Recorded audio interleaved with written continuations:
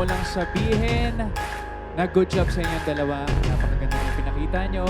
But syempre, tonight, isa lang ang aabante sa inyo sa next round.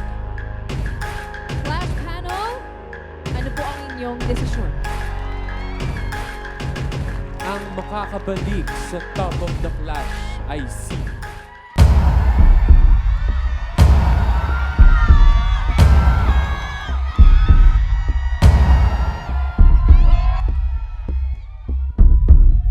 K.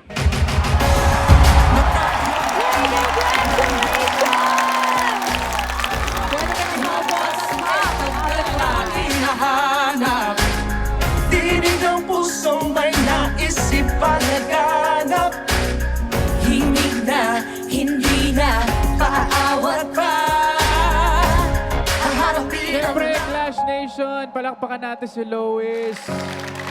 Congratulations, Lois, for making it this far sa competition. Lois, palagi mo tatandaan na lagi kami yung proud sa'yo, okay? And of course, before I forget Clash Nation, pwede niyo pa rin po supportahan si Lois sa pamamagitan ng inyong mga boto at sa pag-stream ng kanyang singles sa iba't ibang music streaming platform. Lois, thank you so much. Thank you, Lois. We're May proud of God you. bless you. I think nagawa ko naman po yung need kong gawin. Hindi po ako susuko na I will keep fighting and keep pursuing my dream. Kasi isang talo lang naman to. Ang dami pang pwedeng mangyari and I don't want to close myself off sa opportunities that could happen.